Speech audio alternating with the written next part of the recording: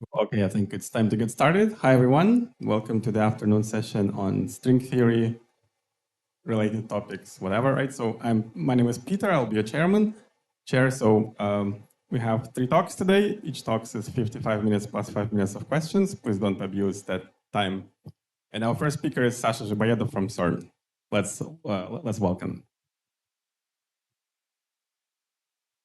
Thanks, Peter. It's a pleasure to be here. I will be, well, I guess we were instructed to talk about this paper that was selected, and I will be, but more broadly, I will be talking about gravitational scattering in 4 dimensions. And, well, I'd like to thank the committee for the award, and let me mention that it was done with Andrew Strominger. I'll call him Andy for this talk. If you don't know him, it's just how we do it. So as you see, I really like this topic. I haven't recently written anything on that, but I like it very much because the subject is of gravitational scattering in 4 dimensions is incredibly rich. The basic theoretical questions are still open. There are experiments that are ongoing and upcoming, and many different perspectives coexist. By this, I mean that probably if you're not in the field and you're 20 different physicists to tell you about this, you will hear 20 different answers. And if you ask at the same time, people will start fighting. There is a big chance. There is really, it's really interesting. And well, I'm sure Andy would have more complete story, but I will present my personal story, how I worked on that. And therefore, I'm sorry if I missed something, please tell me afterwards. So the basic setting for I would say that for a theorist, it is essential to have an observable at hand that is amenable to interesting perturbative and non-perturbative calculations. If you have such an object, you can play many games. So let me say, make an example. If you have ADS CFT, you want to study quantum gravity inside ADS. It's a mysterious subject. The observable that you can study instead is the 4-point functions of local operators. And it's perfectly possible to do perturbative calculations using the, say, Witten diagrams or non-perturbative computations using this, say, crossing equations and the conformal bootstrap. And so in this way, even though we might not know what quantum gravity and ADS, we can study 4-point function both perturbatively and non-perturbatively. Let me also mention that in this case, the relevant symmetries depend on the number of dimensions, because we will encounter that later. And in ADS, D larger or equal than 4, you have global conformal symmetry, which is finite dimensional. And then you go down in dimensions. Suddenly something happens. In ADS3, you have an enhancement to Virasoro symmetry. Something similar will happen in flat space. So this is a perfect example of what I mean of having an observable which you can use to calculate. Now let's contrast this in flat space. Something much more interesting happens in flat space. If you take D larger than 4, we have an completely analogous observable, and this is a 4-point amplitude. So again, you take 2 particles, you scatter them, you measure the probability 2 particles to come out. The relevant symmetry is just Lorentz symmetry. You get momentum conservation, and you get this object T of S and T. And there is a huge program of computing these objects perturbatively, but also you can do it non-perturbatively. You have a set of axioms, asymptotic completeness, a set of states that just multi-gravitons, Lorentz invariance, you have analyticity, crossing, and unitarity. And this is a program of S-matrix bootstrap. And I just want to emphasize that sometimes we say, well, in flat space, we do not have a non-perturbative formulation of quantum gravity. But if you just start with this set of axioms, we're good to go to perform non-trivial calculations. And I think there is really a lot of work to be done. In a sense, it's similar to ADS.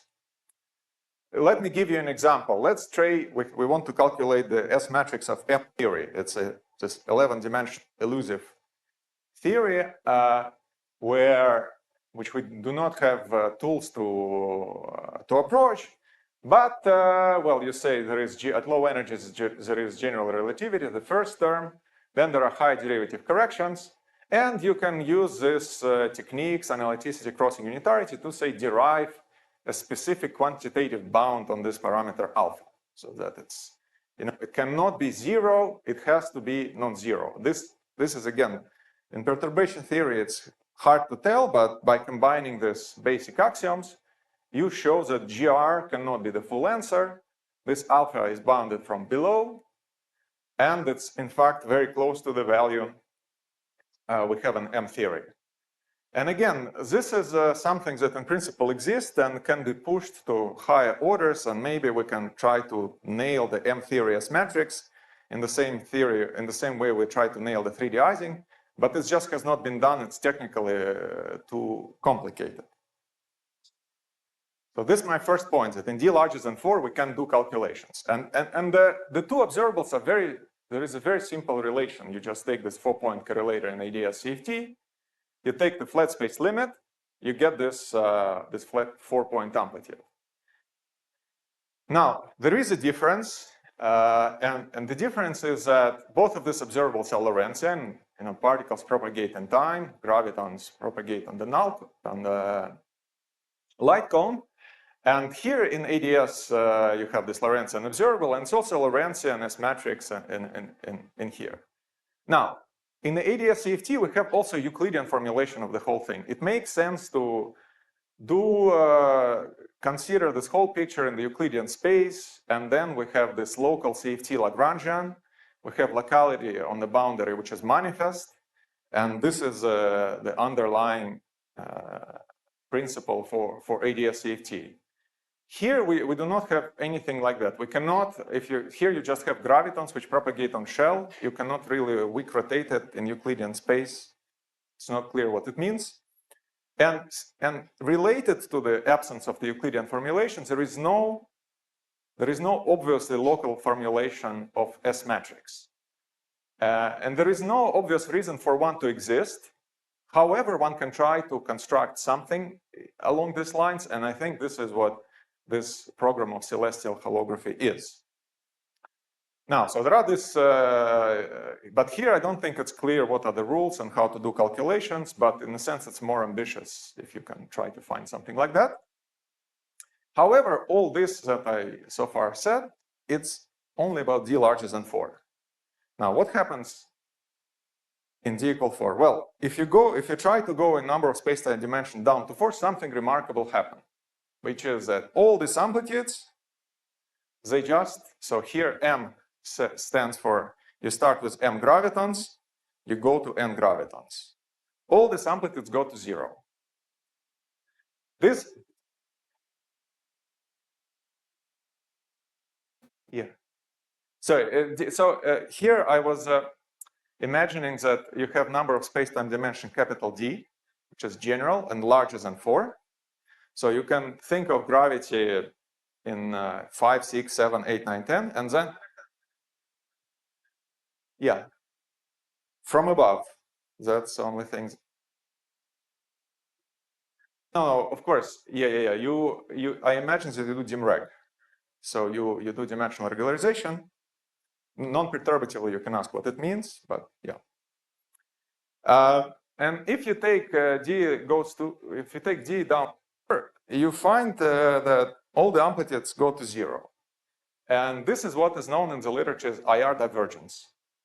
Why is it called IR divergence? Because roughly what happens is that you have e to the minus something, say positive times g Newton, divided by d minus 4 square. And so, of course, if you send, and this is what multiplies the amplitude. So if you send d to 4, this thing goes to 0. But if you expand perturbatively in g Newton, you get that each term diverges. So that's why historically this is called infrared divergence.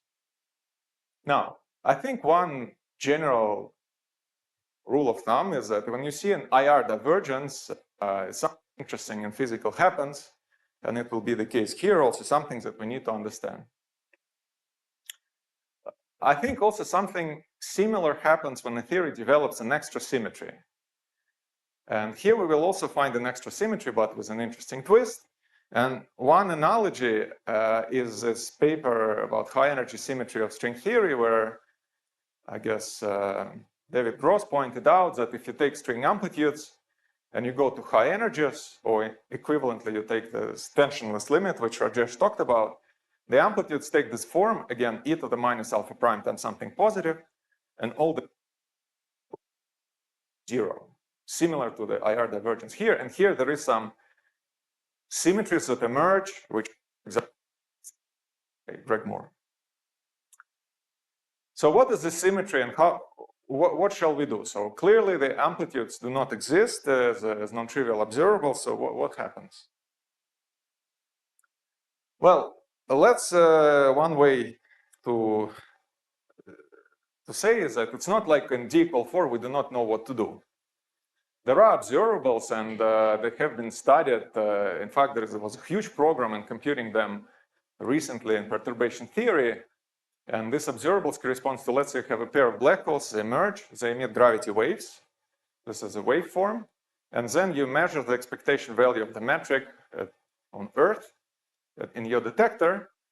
And well, there is some physical IR divergence in the phase of this factor, which is just the time it takes the signal to reach the Earth. If you send it to infinity, you have infinite phase.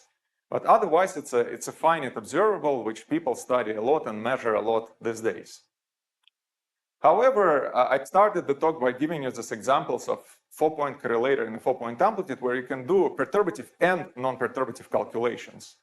And there is no really a way to, okay, you can calculate in perturbation theory, but as a theorist, if you want to say something about this object, I don't know, in M theory, it's not clear how you proceed. And so I think the question, which is in a sense open until today, is that what is the simplest observable in D equal 4, which is amenable to interesting perturbative and non-perturbative calculations. And this is what the talk, if you wish, will be about. Okay, let's proceed. What did people say about all these IR divergences? They first appear, in fact, a long time ago in 1937 in the context of quantum electrodynamic and with massive electrons. People noticed while doing calculations that the amplitudes diverge, and historically there were roughly, it's a huge subject, but roughly 3 answers, maybe 3.5 or 4, 3 answers were given. The first, the original one, Bloch and Nortzig, is the following, that you should think of an experiment. Well, if you compute the amplitude, you put some detectors, but detectors have some resolution and energy.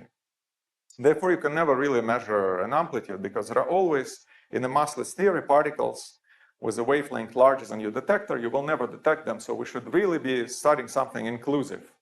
So, and here it will be something like a density matrix or a cross-section, where you say you start with 2 electrons, then you detect an electron and everything else, or some photons, but then the rest you don't detect.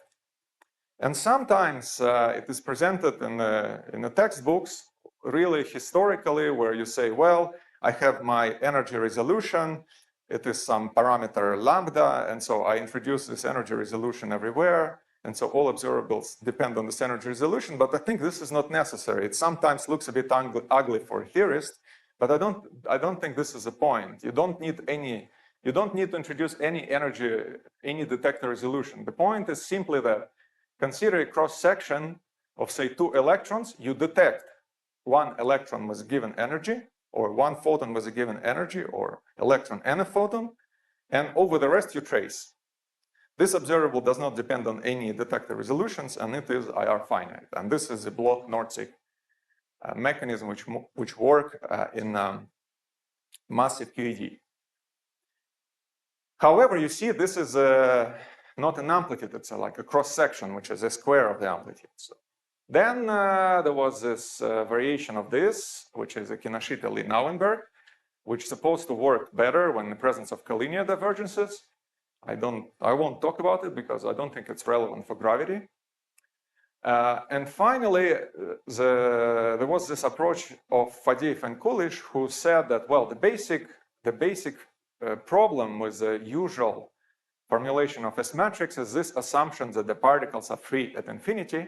And if you look at the trajectory of a massive particle, say in QED or in gravity, it has this familiar straight line, but because of the long range interaction, you have the log correction. And as you send this time to infinity, this log grows. So you cannot, it really does not die off. Particles do not become free at infinity, and we should not be using the free Hamiltonian at infinity, but this proper Hamiltonian, which takes care of this Coulomb interactions. And this is what's called the dressed approach. Basically, you start with your usual Fock space, then you act with this operator which dresses the evolution to the correct evolution. And the claim is that then there are no IR divergences because it is a correct object. And this dressed approach is more of an amplitude. It's not a cross section, it's really an amplitude. However, so again, coming back to my question, none of this approach is bootstrappable yet. In other words, if you want to ask, well, with Fadeev Coolidge, there are barely any calculation done in the last 55 years. It's really, we're at the stage, okay, this is the case, but this has not been really, we do not have yet a framework to do some non-perturbative calculations with this. And if we go to gravity, which is what will be relevant for gravity is this.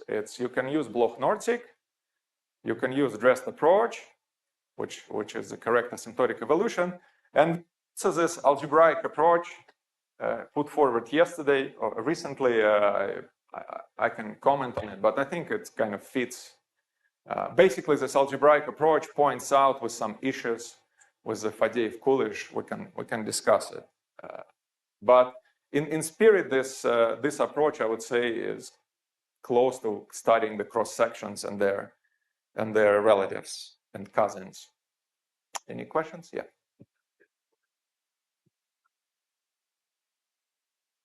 Yeah, nothing is known. Like you do not know what's crossing, unitarity, analyticity, nothing. So you just have this object, the claim is it's finite. What are the properties of this object is not known.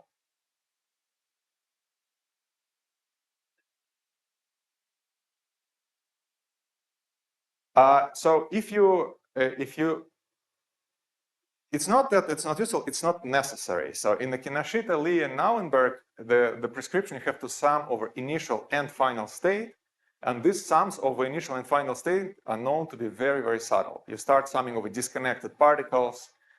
You get a series which is of the type 1 + 1 - 1 + 1 - 1. So it's very subtle, but it's not needed. My point is that there is usually this endless discussion about KLN theorems and what it means and how do we think about it. But I would argue that in QCD it's relevant. So if you consider jets, you introduce some resolutions, but in gravity we don't even need that. So it's in a way it's simpler than KLN gravity. Okay.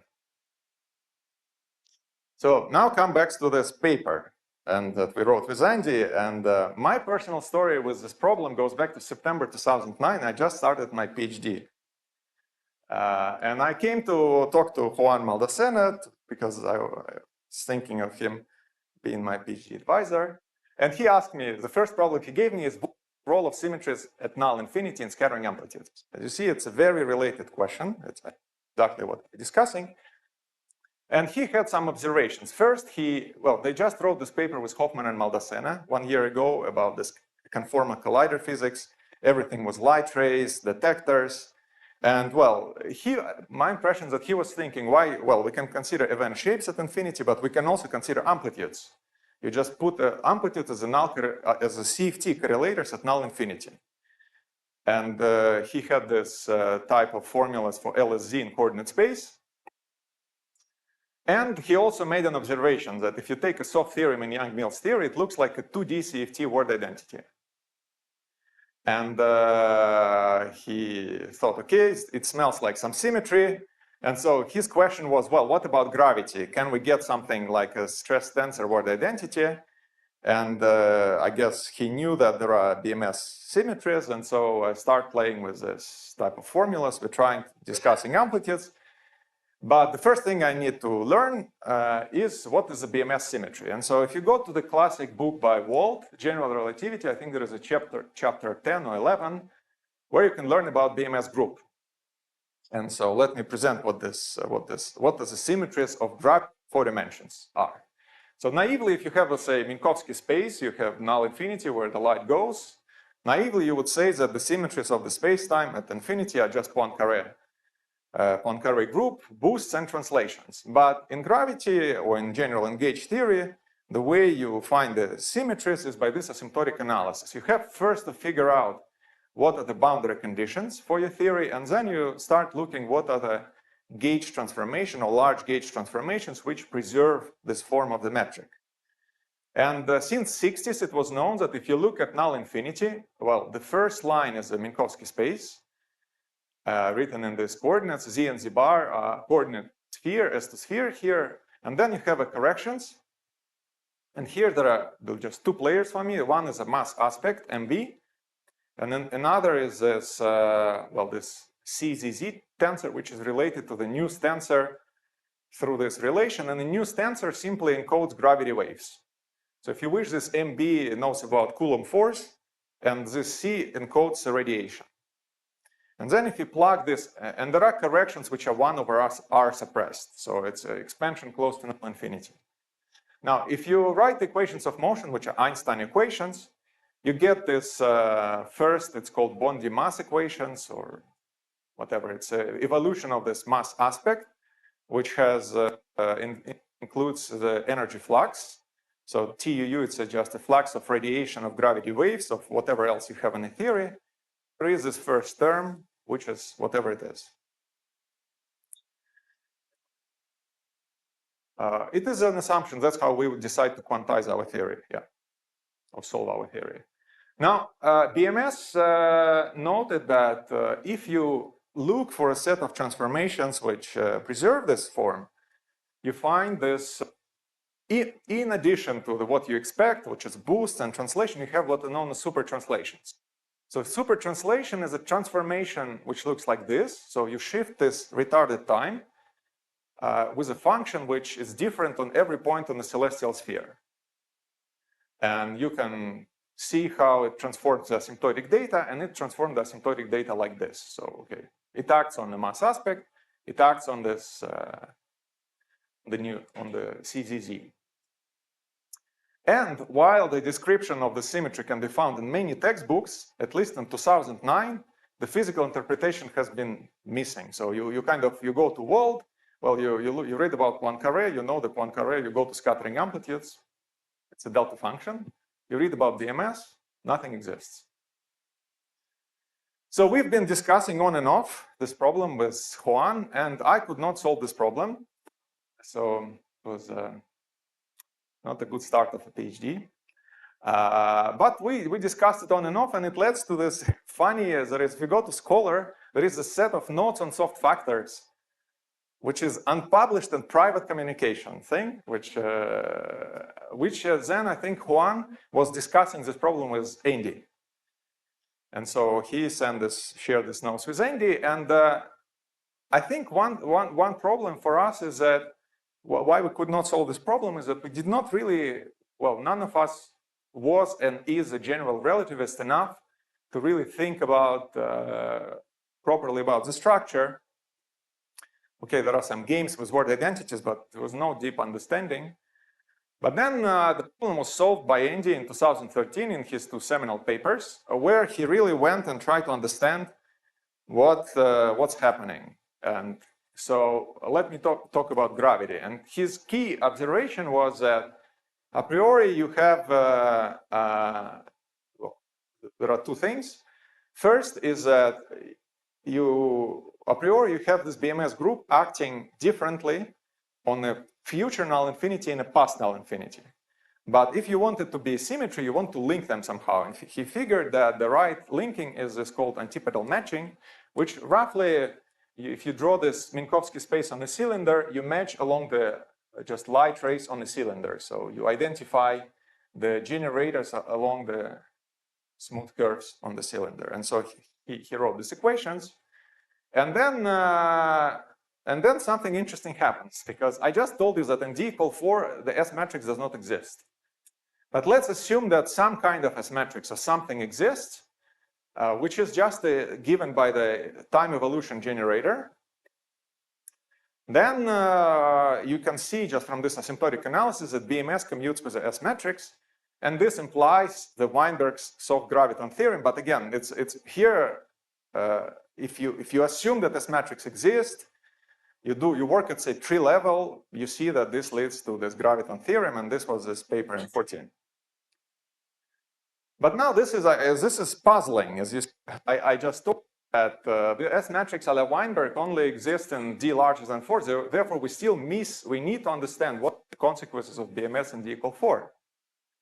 And another puzzle which existed is that if you look at this paper by Andy, he has this sentence there: the total incoming energy flux along some direction in the past is equal to the total energy flux along the null generated in the future. And of course, if you ever see pictures from colliders, you know that it cannot be true, because you have two protons, there is no energy flux anywhere, and then there is some particles created. So if I look at the energy flux here in the past and in the future, in the past it's 0 because protons were coming like this, in the future it's non-zero, particles are coming.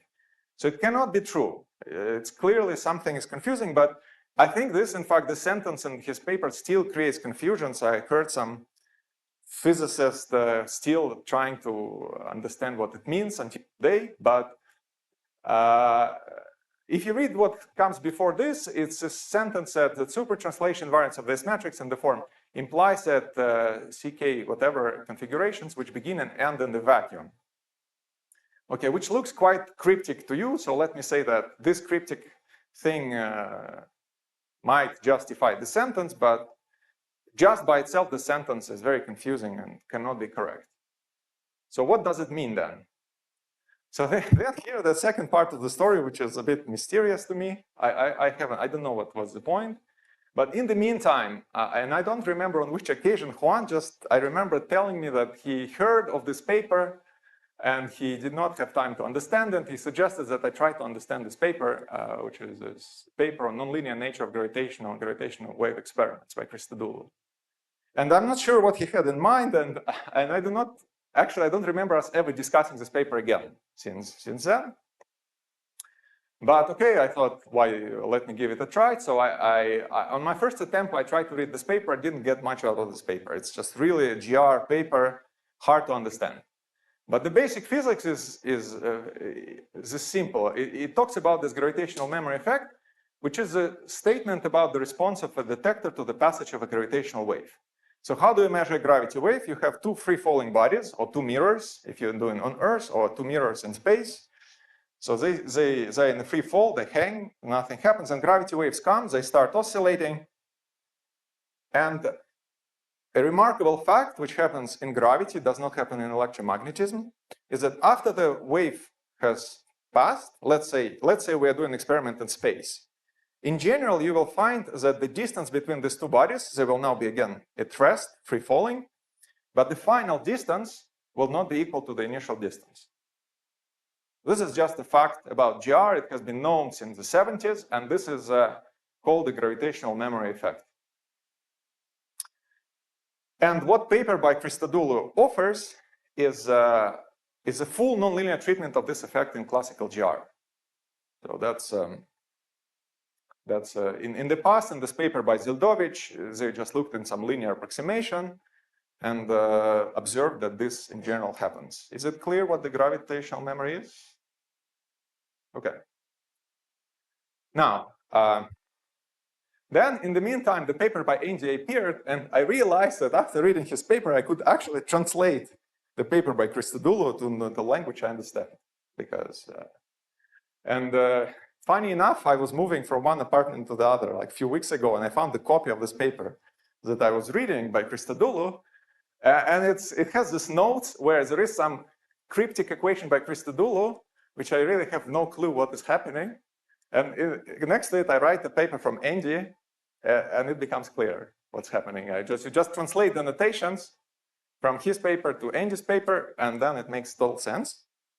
And then after you go through this experience, it becomes immediately clear that this BMS charge, the charge of this BMS translation that is written in Andy's paper is sum of these two terms, and one of them is this energy flux, which he claims is conserved, and the second has a memory.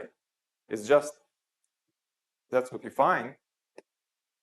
And therefore, it's not that the change in the energy flux is conserved. It's rather change in the energy flux is remembered in gravity.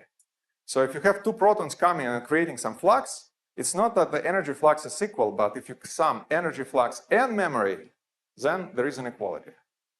And so then I went to Harvard and we started collaborating with Andy on the subject.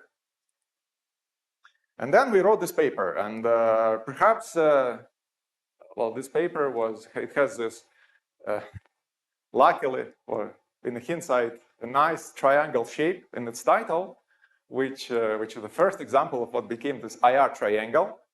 Because you see it has gravitational memory, which has a memory, then it has BMS supertranslation, which is related to symmetry, and it has soft theorems, which is a soft theorem here. So it's more subtle than that, but I would say like this. I will discuss it later, but I would say everything here exists in any D. But in D larger than 4, you just do S matrix, and on top of S matrix, you can have many things. In D larger than in D equal 4, you cannot do it. So there is we will get to this, yeah. But thank you for the question. In principle, all this you can upgrade to D larger than 4, but there was important differences. So what's the point of this paper? So we consider this vacuum transition where you have a pair of detectors and you have no radiation here and no radiation here. And then you have some flux of radiation. This is just some gravity waves. And you trace the motion of detectors. And what you find is that indeed, in general, that flux is not, these two things are not related. They're not equal to each other, but you can look at the space-time close to Scry here and here. And these are both vacuum because there is no radiation, if you wish, or kind of vacuum, at least in a radiation sector. You can ask how are they related? And we found that they are related by supertranslation. So here, the point was that what we observed is that you can ask what are the supertranslations and what is the physics of the supertranslations. These are some formal things. But the point of considering the simple experiment, you see that supertranslations are unavoidable. That when you start with some space-time and the radiation passes, you get supertranslated by gravity waves. So the supertranslations, they're unavoidable in 4D gravity. And I will come back to your question, Rajesh, in a second. And second point that you find is that if you calculate the supertranslation and this two, let me call it supertranslated vacua, the supertranslation is exactly captured by the gravitational memory effect. So in other words, if you do an experiment and you probably in the talks you saw many of these plots, the gravity waves comes, there is an end spiral, there is a merger, there is a ring down. Very often people plotted that it goes to 0, but in fact it's not in general. And these vacuum transitions are nothing but, so you have, this is exactly the experiment, you have no wave, you have no wave, you have a detector, gravity wave passes, there is a memory effect, and this is capturing some BMS translation. And an important point, or I think a nice point, is that at the moment, this is something that many experimentalists are interested in measuring. And according to, say, at least this paper, the LISA experiment, if it happens in 15, 20 years, they should be able to measure this memory effect. And so here you have this connection between the memory and the BMS translation. So just by considering these transitions. Now, Rajesh's question, what's the difference between D equal 4 and D larger than 4? So the basic point, which is important to keep in mind, is that if you consider the Coulomb field, which is related to memory in general D, it's 1 over R to the D minus 3. And if you consider radiation, it's 1 over r d minus 2 over 2. And in d larger than 4, what happens is that this guy is leading and this guy is subleading. And what happens is, therefore, that if you have this memory in all the dimensions, but when you formulate the S matrix, you focus on the radiation component, and in d larger than 4, you can start with 0 and you go to 0. Because this memory which shifts you, it's suppressed. And this is why the 2 to 2 gravitational amplitude exists in d larger than 4. But in d equals 4, you cannot do that. And what you find is that all this usual Fock space, they always go to 0. But you cannot, because the memory kicks in. So there is really this discontinuity in d equal 4 and d larger than 4. And therefore, in fact, when you talk about memory, it's always in d equal 4 statement about waveform. It's not a statement about the amplitude, because there is no amplitude in d equal 4. It's really the statement about expectation value of the metric in your detector. So this is what we measure, and this is what memory is. Whereas, so that's another point. So that's why it is perfectly okay to talk about memory in 4 dimensions. It's not a scattering amplitude. So these are the 2 points which I think are important to keep in mind. Sorry? LIGO cannot quite see it, because you see the point is that if you have 2 mirrors, and they fluctuate, well, because of gravitational field of Earth, they will come back to the vertical. You cannot just let it stay. In space, they can stay. So I think in LIGO, they always come back, and I think you can do it in LIGO. Lisa. Yeah, Lisa should be able to, which is, again, non-trivial. I don't claim to understand the experimental analysis of that paper, but from what I hear, my impression is that they're optimistic that they will be able to measure this gravitational memory effect. Okay. So then what is the, let's go back to d equal 4. What is the implications of BMS symmetry? Well, the implication of BMS symmetry should be the conservation of this charge. And the charge is equal memory plus flux, they equal to each other. In the usual Fock space picture, the memory is 0. They have to get the energy flux equal to energy amplitude. So by Coulomb theorem, if you have so many charges that the energy flux is perfect at every angle, there is no scattering. Therefore, we recover our statement that scattering amplitudes are 0 in 4 dimensions. And this was how it was put in this recent paper by Wald and collaborators. Infrared divergences are merely artifacts of trying to represent states with memory in the standard Fock space. This happens only in 4 dimensions. So the goal, therefore, should be is to construct something like not S matrix, but BMS matrix, and just to describe not particle, but these BMS particles. And trying to understand this recently started, and the representations of, actually, the mathematicians studied the representations of BMS group long time ago, but it was very hard, and physicists recently started trying to translate it to the language. But this program is not done. Now, the next question addressed in this paper with Andy was, okay, well, if we have a memory, how do we compute the memory effect in a given experiment? And to understand how to compute the memory, you just notice the following simple fact, that if you have something like a step function, if you do Fourier transform, it's related to this 1 over omega. And then if you look at the amplitude, and again, here I assume that the amplitude exists. So let's say d larger than 4, if you wish. Then when you take omega to 0, you get this soft theorem of Weinberg, which is that the amplitude has this 1 over omega piece with this soft factor. This is a famous result of Weinberg. And therefore, you can then immediately see that if you want to calculate the memory effect, it's given by the Weinberg soft factor. But again, it's a waveform. It's an expectation value of a Weinberg soft factor in a given state. And I remember in the original paper, we were talking about the amplitudes, but this was really bothering me. And so if you look at the GHEP version, there is this footnote 8 in our paper, which says that, well, notice that the usual scattering amplitudes involved in Fourier divergences. However, the memory formula is formulated in terms of physical and thus manifestly finite quantities.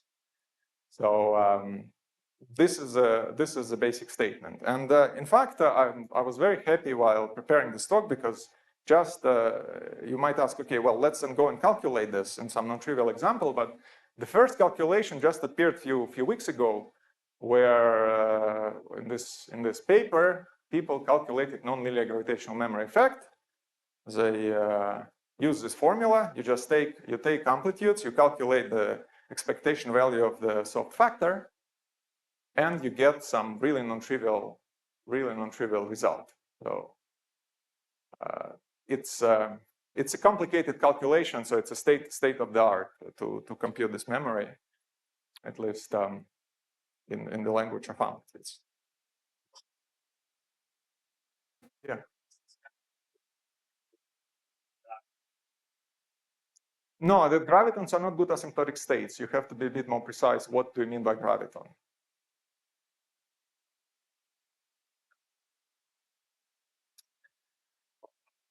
You can say that. Sure. By scattering amplitudes, I mean objects with Poincare symmetry, analyticity, crossing, unitarity. Then there is a completely different object. We can call it scattering amplitudes, but just not to mix. But of course, you can prepare something and then scatter it at something, and that's a quantum process for sure. But what it is not people don't have. We can call it a formalism. But similarly, so the memory soft theorem correspondence can be generalized, and this generalization requires care. And the bottom line is that you can continue this expansion and have these logarithmic terms. I think in the original papers that we were writing 10 years ago, it was just considering amplitudes, but amplitudes are not good observables. And then in this program initiated, I guess, by Ashok Sen and Lada, and then many years of work, they actually derived so proper, say, soft theorems for this for this gravitational waveform, which are very interesting, and there are some miraculous cancellations happening in the subleading terms, and this is really it's a really recent work and active area of research today, deriving the soft theorems for waveforms. And you see this logarithmic enhancement, and careful analysis of symmetry charges of this BMS type has also recently been performed.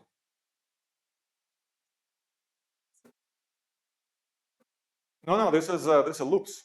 Yeah, this is exact. Does not require correction. This is, I think, one loop exact, and so there's maybe two loop exact. So these are loops, and that's important because all this really there are no IR divergences here. You get these logs. These logs are related in the original paper by Kachaz and Trominger. They look at the subleading theorem, and it was a divergent at one loop, 1 over epsilon, and this divergence then becomes this logarithm. So, yeah.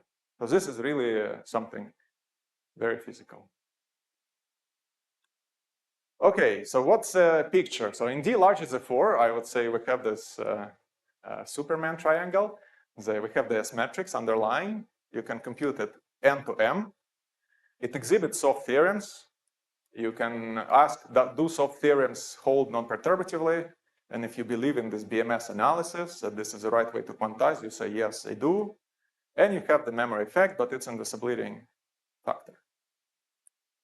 If you go to D equal, if you go to D equals 4, we do not have S matrix. We have maybe BMS matrix. People suggested that the right approach is, it's a very interesting story here, because now that you realize that there are the states with memory, you start with the usual Fock space, you evolve with the states with memory. Memory is a set of functions on a sphere. So you have this set of Hilberts, you have a direct sum of Hilbert spaces parameterized by a function on a sphere. It's a very wild thing, and that's why people say here in this paper,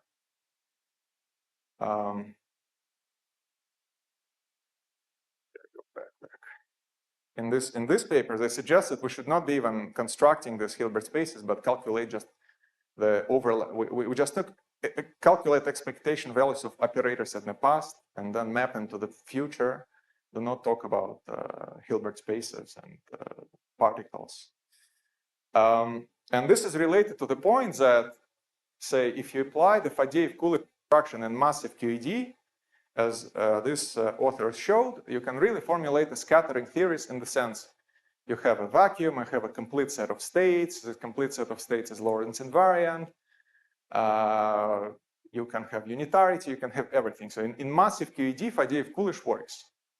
And the basic point and why it works there is that you can always arrange for a zero charge by dressing your state with some opposite charge behind the moon. But because in gravity everything carries charge, energy is always positive, you cannot do that. And so one of the points of that paper is that Fadeev-Coolidge does not promote, you can do Fadeev-Coolidge, but it does not promote to this full-fledged theory of scattering. What do? We don't, it's not exactly clear.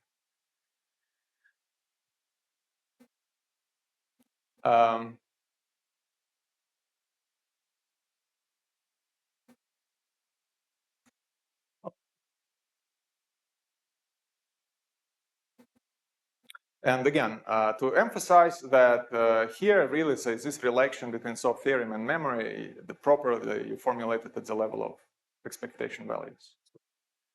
Same about symmetry. So let's go back to our question, which I started at the beginning of the talk. And what is the simplest observable that we can use to do perturbative and non-perturbative calculations? Because the pictures that now I took you through is very complicated. You start with a Fock space, then the gravity waves pass, you have the memory transitions, you need to have some tensor which labels some vacuum sectors which are orthogonal to each other, but states evolve from the initial states to all kinds of soft sectors, so it's a direct sum of inseparable Hilbert spaces. It looks like a complete mess. And if you want to say formulate unitarity, which is that the total probability is zero, you have to perform sums over that. So it sounds like a nightmare, and it's an open question. Perhaps one of you might solve this problem, but let me take the simpler. And to my great surprise, really little calculations of this type has been done, or essentially zero, even though it's so simple. I don't know why. So what's a simple thing you can do is, and the simplest thing is to do this Bloch-Nortzig type of thing. Namely, let's consider the following observable. And here this energy correlator is not so important, but you just take, say, two gravitons in your initial state, no dressing. And in the final state, you say, I detect one graviton, and everything else I trace over. The claim is that this observable, it does not have any detector resolution, does not have any cutoffs. If you go through all this massive BMS analysis, it still will be equally same, this cross-section. But now this cross-section you can calculate in perturbation theory. However, you will not find any of such calculations in the literature. Even just checking that this observable is indeed finite up to one loop, that all the IR divergences cancel, has not been done. So we just have this calculation. And then you can take this cross-section and you can, for example, in a cross-section, you measure the energy and the angle of the particle. Let's say you want to get rid of the energy. You can integrate of energy by measuring the energy, say flux. And then you just have a function of g Newton times s. This is one-dimensional parameter, and the angle. It's a function of two variables, which supposedly is a finite and should be non-perturbatively well-defined in 4D gravity. So if you compute it at 3 levels, this is just the 3-level amplitude square. If you do one loop, it's, again, virtual cancels real. And you get something which has maximal transcendentality. But then you expect perhaps that as the energy goes to infinity, it should just become flat because you create many gravitons, black holes, whatever, particle production. Sorry? This is just the amplitude square. So if you have 3-level amplitude, 2 to 2, it's g Newton. You compute cross-section, you take the amplitude square, so you just get g Newton s squared. And this is, if you take the amplitude, it has a pole, 1 over t.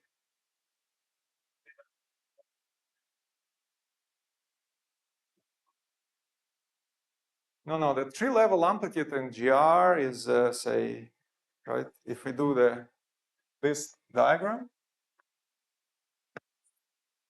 say close to t equals 0, it's g Newton, say, s squared over t. Are you referring to this? Or, well, this is, yeah, it's, I normalize s equals 1 plus it.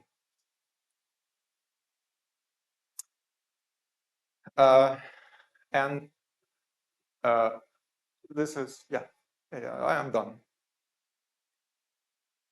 And then I think the quest of trying to understand this IR aspects of, to summarize, the quest of trying to understand the IR aspects of gravity in 4 dimensions continues. There was this paper recently, say, by Ian and collaborators, where they look at this 2-point energy correlator in gravity, and they looked a little bit at the algebra of these operators.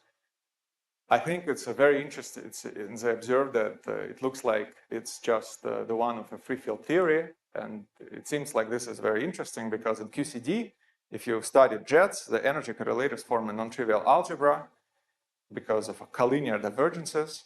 But in gravity, it seems to be trivial. And so we might be able to write an exact formula for maybe. So it seems to be an interesting question. Then the question is, can we bootstrap the 4-point correlator? So now that's an object which has crossing, positivity, etc., but very complicated. Or maybe even before we talk about bootstrap, saying one of the questions is that we get all these bounds by performing experiments where there is some causality constraints. And so the question is, can we just derive causality constraints at the level of cross sections? And physically, it seems like it should be possible because let's say you perform an experiment where you have a Minkowski space, you prepare two particles, they collide, so they do whatever they want. But then if you look in the forward direction and you measure the cross section of particle coming out here, so this is x. So if you measure d sigma, say a b to x plus x, if this x is too early or before the collisions, this should be 0.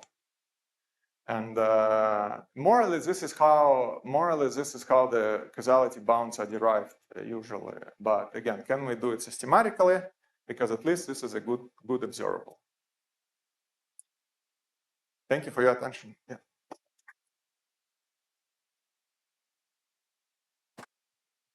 Thank you very much. Questions? Does string theory have anything to say about these issues? Well, one thing is that these issues are present in string theory. So you have to solve them anyway. You can calculate these observables in string theory. You will just for the start before you move to those, the scattering methods. It's all the same. There's no, because it's IR dynamics, large distance, GR. I don't think string theory has anything to say beyond. So this problem has to be solved if we want to compute something in string theory in 4 dimensions. No. Supersymmetry. IR divergence is the property of the gravitational interactions in 4 dimensions. Supersymmetry will decouple. It will be dominated by gravitons. It's a problem that has to be solved in all known theories. Now the formula in terms of alpha prime. So yes. where are the So, well, no, the 3-level formula is 3-level formula, but let's go to one loop. We'll have IR divergence in string theory as well.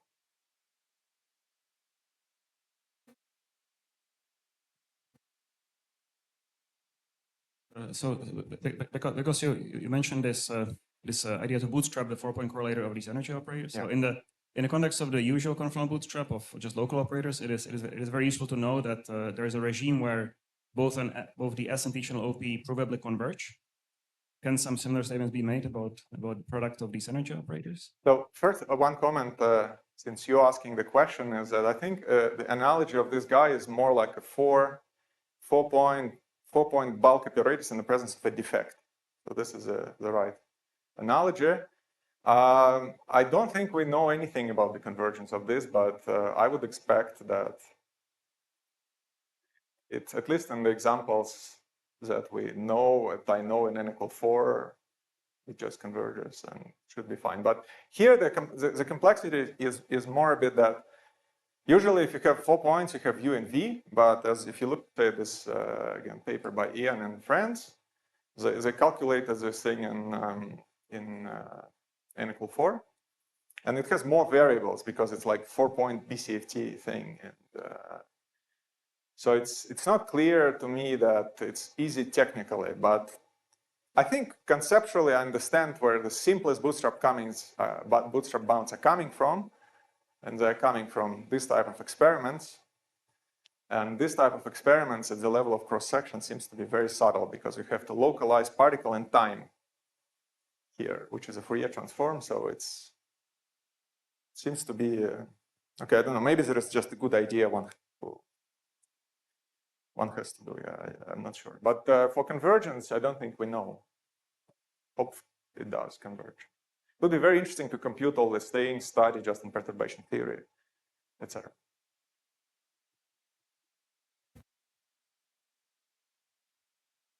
So does BMS symmetry say anything about this for correlators and OPEs? I think, well, that's a good question. One thing that BMS should be doing is that it should allow, because in principle, we can consider energy or memory correlators. And so the BMS symmetry, the BMS charges is E plus M. So when we put here E plus M, E plus M, E plus M, then we know what it is because you just computed an initial state, it's a full charge. So the BMS symmetry will be a relation between the energy correlators and the memory correlators. But if you just ask about energy correlators, I'm not sure it has anything to say. That's that's what I think, as far as I can tell. It's mentioned D greater than 4. How about that D equal to 3? That's I just haven't thought. I really don't have a good picture of what's the right way to think about flat space 3. What is the right questions? I just don't know. But I wanted also to actually, I remember that I forgot related to this discussions that we're having is to point out that notice that this if you calculate this thing, it obeys analyticity. It has singularities which are just y equals 0 and y equals 1. It is positive because energy flux is positive. It obeys dispersion relations. So it has some features, but I don't think they're enough to do bootstrap yet. But it looks not too bad.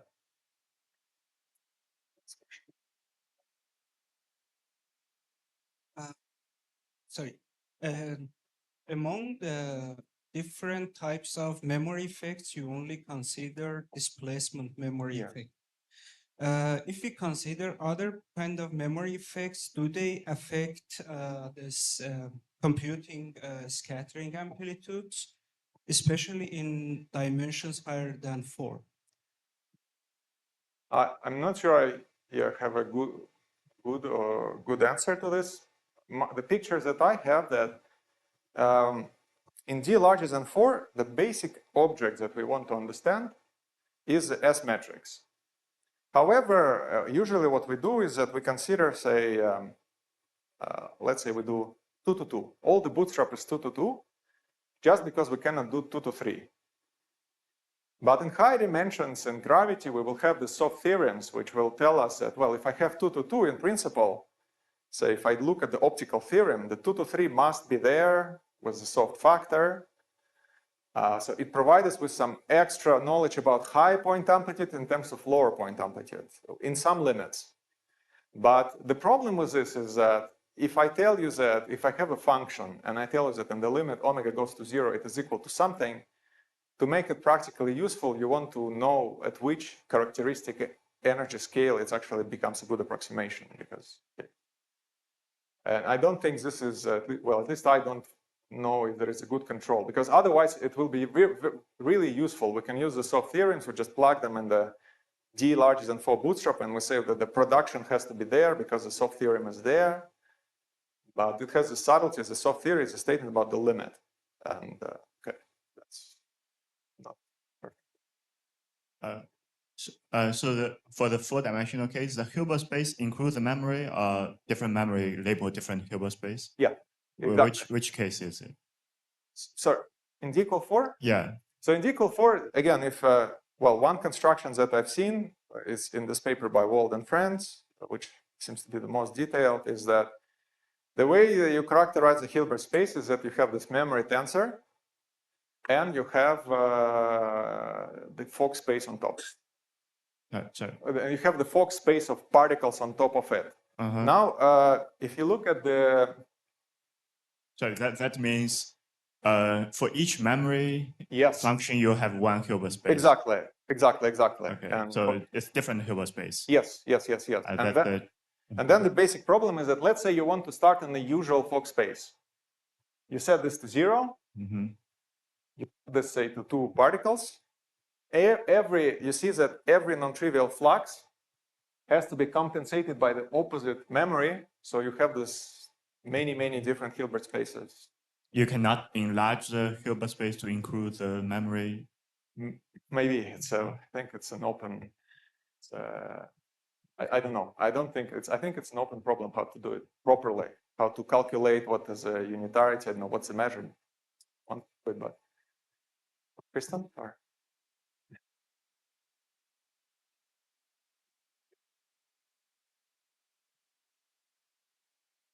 There's this trick that people play of getting flat space amplitudes from large radius limits of ADS.